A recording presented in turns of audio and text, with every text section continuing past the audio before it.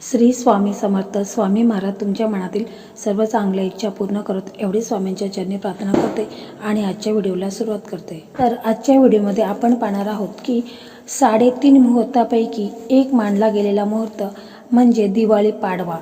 तर या दिवशी पत्नीने पतीचे औक्षण कसे करावे, त्याचबरोबर पतीने अशी कोणती वस्तू आहे ती चुकूनही आपल्या पत्नीला देऊ नये. आणि या दिवसापासूनच कार्तिक मास आहे तो सुरू होत असतो. तर 5 दिवसाच्या दिवाळी सणाची सुरुवात वसुबारसेपासून सुरू होते आणि भाऊबीजेच्या दिवशी संपते.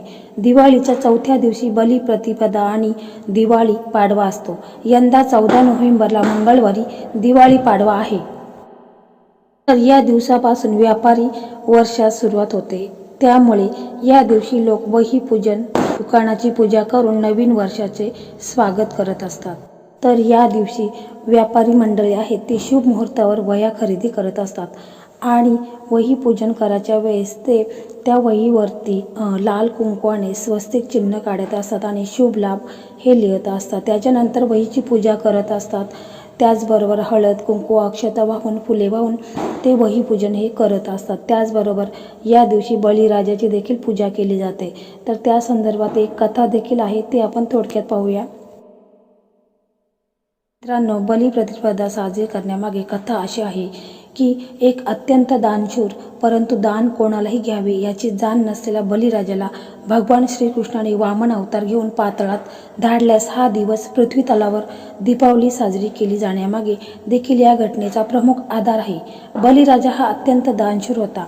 आपल्या प्रजेवर त्याचे खूप प्रेम होते. प्रजेच्या सुखासाठी तो सदैव असे दारी येणाऱ्या प्रत्येक माणसाला जो मागेल ते दान तो त्याला देत असे. दान देणे हा गुण आहे, पण गुणाचा अतिरेक हा दोषच असतो. कोणाला काय, केव्हा आणि कोठे घ्यावे याच निश्चित विचार आहे आणि तो शास्त्रात आणि गीतेत सांगितलेला आहे. सत्पात्री दान घ्यावे, अपात्री दान देऊ नये. अपात्र माणसाच्या हाती संपत्ती गेल्याने ते गर्विष्ठ होऊन वाटेल तसे त्याची विल्हेवाट लावत असतात. बलिराजा कोणालाही केव्हाही जे मागेल ते देत असे. तेव्हा भगवान श्री विष्णूंना वामन अवतार घेतला. वामनाने बलिराजाकडे जाऊन भिक्षा मागितल्यावर त्याने विचारले काय हवे, तेव्हा मनाने त्रिपाद भूमी दान मागितले. वामन कोण आहे आणि या दानामुळे काय होणार? त्रिपाद भूमी या वामनाला दान दिली तर त्याच्याबरोबर या वामनाने विराट रूप धारण करून एक पावलाने सर्व पृथ्वी व्यापून टाकली. दुसऱ्या पावलाने अंतरिक्ष व्यापले व तिसरा पाय कोठे ठेवू असे बलिराजाला विचारले असता त्यावर बलिराजा म्हणाला, तिसरे पाऊल माझ्या मस्तकावर ठेव. तेव्हा तिसरे पाऊल त्याच्या मस्तकावर ठेवून बलिराजाला पाताळात वामनाने तुला काही वर मागायचा असे ठरवून राजाने वर मागितला. आता पृथ्वीवरील माझे सर्व राज्य संपणार आहे आणि आपण मला पाताळात घालविणार आहात. केवळ 3 पावलं टाकल्याने हे सर्व घडले. ते पृथ्वीवर प्रतिवर्षी 3 दिवस तरी माझे राज्य म्हणून ओळखले जावे. प्रभू, यमाप्रित्यर्थ दीपदान करणाऱ्याला यमयातना होऊ नये, त्याला अपमृत्यू येऊ नये आणि त्याच्या घरी लक्ष्मीने निरंतर वास करावा. हे 3 दिवस म्हणजे अश्विन कृष्ण चतुर्दशी, अश्विन अमावस्या आणि कार्तिक प्रतिपदा बलिराज्य असे म्हणतात. त्याचवेळी बलीची भक्ती आणि दानत्व यामुळे प्रसन्न होऊन त्याला या कार्तिक शुद्ध प्रतिपदा याला बळीराज्य असे म्हणून त्याला या कार्तिक शुक्ल प्रतिपदेला लोक तुझी पूजा करतील, तसेच ही तुझ्या नावानेच ओळखले जाईल. अशा प्रकारे त्याला आशीर्वाद दिला. तर अशा प्रकारे ही कथा होती. आता आपण पाहू की पत्नीने पतीचे औक्षण कशा प्रकारे करायचे आहे. पतीने पत्नीला अशी कोणती वस्तू भेट द्यायची आहे तर ते आता आपण पाहूया. तर दिवाळी पाडवा हा पती पत्नीच्या नात्यासाठी खूप असा महत्त्वाचा भाग आहे. ज्यांचं नवीन लग्न झालेलं आहे तर अशा नवीन जोडप्यांसाठी हा पाडवा खूप असा विशेष असतो. या दिवशी पत्नी आपल्या पतीचं औक्षण करत असते आणि पती आपल्या पत्नीला एक भेटवस्तू ही देत असतो. आपल्याला आता औक्षण करण्यासाठी कोणकोणतं साहित्य लागणार आहे तर ते आपण पाहूया. यासाठी हळद, कुंकू, अक्षता, त्याचप्रमाणे आपल्याला आरतीमध्ये एखादी सोन्याची अंगठी, आरतीमध्ये थोडेसे पैसे टाकायचे म्हणजे 1-2 रुपये असेल तरी चालेल. त्याचप्रमाणे एक कणकेचा दिवा, त्या दिव्यामध्ये आपल्याला तूप टाकायचं आहे आणि एक नारळ घ्यायचा आहे. त्या नारळाला आपल्याला रक्षासूत्र बांधायचं आहे. त्याचप्रमाणे आपण जे कुंकू घेतो ते कुंकू हे आदिशक्तीचे प्रतीक मानले आहे. कुंकवामध्ये एक सकारात्मक ऊर्जा आहे. प्रत्येक कार्यक्रमासाठी, धार्मिक विधीसाठी आपण कुंकवाचा वापर करत असतो. अशा प्रकारे हा कुंकवाचा टिळा आपण आपल्या पतीच्या औक्षण करता वेळेस कपाळावर लावला तर त्याच्या जीवनामध्ये सुख, समृद्धी व आनंद हा कायम येतो. त्याचप्रमाणे हळदीला देखील महत्त्व आहे, परंतु आपण पुरुषाचं जेव्हा औक्षण करत असतो तेव्हा आपण हळद लावत नाही. म्हणजे आपण एखाद्या स्त्रीचं औक्षण करत असतो तिला आपण कुंकवाबरोबर हळद देखील लावत असतो. तर यानंतर असतात त्या म्हणजे अक्षता. तर अक्षतांना देखील खूप महत्त्व दिले गेले आहे. आपल्या पतीला दीर्घ आयुष्य लाभावं यासाठी अक्षता या संपन्नतेचे प्रतीक आहे. त्यामुळे आपल्या पतीच्या आयुष्यामध्ये संपन्नता यावी यासाठी देखील आपल्याला कुंकवासोबत अक्षता ह्या लावायच्या आहेत. यासाठी आपल्याला मिठाई देखील लागणार असते, कारण मिठाईशिवाय कोणतेही औक्षण हे अपूर्ण मानलं जातं. त्यामध्ये गोडवा निर्माण व्हावा याचबरोबर आपण मिठाई देखील आपण औक्षण करता वेळेस मिठाई देखील आपण ताटामध्ये ठेवायची आहे. नंतर आपण सोने आणि सुपारी हे देखील घेणार आहोत. तर आपल्या पतीचे आयुष्य सुपारी इतके अशी बनावे, प्रमाणे सोन्याप्रमाणे ते सतत उजळत राहावे, चमकत राहावे. आपले पतीचे आयुष्य हे उज्ज्वल व्हावे. आपल्याला आपल्या औक्षणच्या ताटामध्ये सुपारी आणि सोने हे देखील अवश्य घ्यायचं आहे. त्याच्यानंतर आपण एक कणकेचा दिवा घेत असतो. तर तो दिव्याच्या भोवती, कणकेच्या दिव्याच्या भोवती एक सकारात्मक ऊर्जा निर्माण होत असते. व आपण तो दिवा प्रज्वलित करतो तर त्या दिव्याभोवती एक सकारात्मक वलय निर्माण होत असते. त्या दिव्यामध्ये एक अलौकिक शक्ती निर्माण होत असते.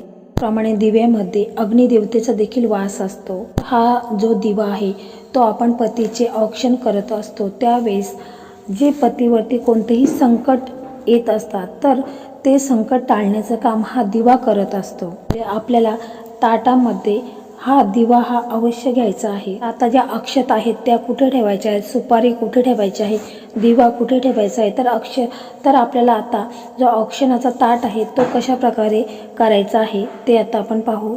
जी थाली घेतलेली आहे, औक्षणाचं ताट घेतलेलं आहे, तर त्याच्या मध्यभागी आपल्याला तांदूळ ठेवायचे आहेत. समोर पुढच्या बाजूला तुम्हाला कणकेचा दिवा ठेवायचा आहे. बाजूला आपण हळदी कुंकू हे ठेवायचं आहे.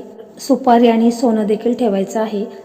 आपण जिथे अक्षता ठेवलेल्या आहेत त्याच्या डाव्या साईडला किंवा पाठीमागच्या साईडला आपल्याला मिठाई ठेवायची आहे. नंतर आपल्याला आपल्या पतीचे औक्षण करता वेळेस त्याला एखाद्या पाटावरती आपल्याला बसवायचं आहे. पाटाभोवती आपल्याला छान अशी रांगोळी काढायची आहे आणि पतीचे तोंड आहे ते पूर्वेकडे किंवा उत्तरेकडे असेल अशा व्यवस्थेत बसवायचं आहे. पती हा पूर्वेकडे तोंड करून बसला तर पत्नीचं तोंड हे पश्चिमेकडे असायला हवे अरे बसायचं आहे. माने आपल्या पतीच्या डोक्यावरती टोपी ही असायलाच हवी. टोपी नसेल तर रुमाल देखील तुम्ही ठेवू शकता.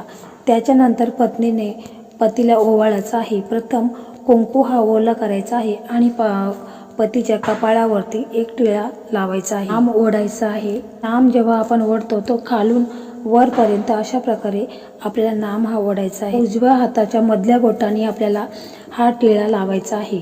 तर त्या टिळ्यावरती थोड्याशा अक्षता हे आपल्याला लावायच्या आहेत आणि थोड्याशा अक्षता आहेत त्या आपल्याला डोक्यावरती टाकायच्या आहेत. ताटामध्ये जी सुपारी आणि सोन्याची अंगठी आहे तर ती घ्यायची आहे आणि तुमच्या पतीच्या भिवांच्या मध्यभागी ती अंगठी लावायची आहे. म्हणजे दोन भिवांच्या मध्यभागी ती अंगठी लावायची आहे. ती अंगठी आणि सुपारी आहे ती उजव्या खांद्यावरून डाव्या खांद्याकडे येईल अशा प्रकारे गोल फिरवायची आहे. घड्याळाच्या काट्याप्रमाणे ती आपल्याला फिरवायची आहे. म्हणजे उजव्या खांद्यावरून डाव्या खांद्यापर्यंत आणायची आहे आणि मग पुन्हा डाव्या खांद्यावरून उजव्या खांद्यापर्यंत आणायची आहे आणि पुन्हा उजव्या खांद्यावरून डाव्या खांद्यापर्यंत आणायची आहे. म्हणजे असं आपल्याला 3 वेळा हे करायचं आहे. अरे ओवाळल्यानंतर ती अंगठी आणि सुपारी ही आपल्याला ताटात ठेवायची आहे. मग याच्यानंतर दिव्याने आपल्याला 3 वेळा ओवाळायचं आहे. ने ओवाळता वेळेस आपल्या जो दिवा आहे त्याची वात तिचा उजेड हा आपल्या पतीच्या चेहऱ्यावरती पडायला हवा. अशा प्रकारे आपल्याला ओवाळायचं आहे. पण दिव्याने ओवाळीत असतो तेव्हा आपल्याला आपल्या पतीच्या दीर्घ आयुष्यासाठी प्रगतीसाठी मनोमनी प्रार्थना करायची आहे. प्रकारे आपण आपल्या पतीला ओवाळून झाल्यानंतर आपण आपल्या पतीला मिठाई द्यायची आहे. तर आपण जो नारळ घेतलेला आहे त्याला रक्षासूत्र बांधलेला आहे तो देखील आपण द्यायचा आहे. तर अशा प्रकारे आपण अगदी साध्या आणि सोप्या पद्धतीमध्ये पतीचं औक्षण करायचं आहे आणि पतीने पत्नीला एखादी वस्तू द्यायची आहे. वस्तू देता वेळेस ती महागच असावी असं नाही, तर तुमच्या पत्नीला जी आवडत असेल ती वस्तू तुम्ही गिफ्ट म्हणून देऊ शकता. वस्तू देता वेळेस तुम्हाला मिक्सर, ग्राइंडर किंवा चप्पल ही देखील तुम्हाला द्यायची नाही. म्हणजे चप्पल तुमच्या पत्नीला कितीही आवडली तरी देखील तुम्हाला ती द्यायची नाही. चाकूचा सेट, आरसा, रंगाचा ड्रेस किंवा काळ्या रंगाची साडी, रुमाल गोष्टी आहेत त्या चुकूनही भेट म्हणून द्याव्या नाहीत. आणि जर तुम्हाला कणकेचा दिवा बनवायला जमत नसेल तर तुमच्याकडे जर चांदीचा दिवा असेल किंवा पितळेचा दिवा असेल तर तो दिवा देखील तुम्ही वापरू शकता. कणकेचा दिवा केला असेल तर मग तो दिवा नंतर त्याचं काय करायचं, तर मग जेव्हा तुम्ही पतीचं औक्षण केल्यानंतर मग त्या आरतीचं ताट तसंच आणायचं आहे, देवाऱ्यामध्ये ठेवायचं आहे. आणि जो कणकेचा दिवा आहे तो विझल्यानंतर तो तुम्ही एखाद्या झाडाखाली देखील तो दिवा ठेवायचा आहे. आणि त्याचप्रमाणे तो नारळ आहे तर तो नारळ देखील तुम्ही फोडून खाऊ शकता. पतीचे औक्षण कधी करावे, तर पतीचे औक्षण हे सकाळी अभंग स्नान झाल्यानंतर लगेच करायचं आहे.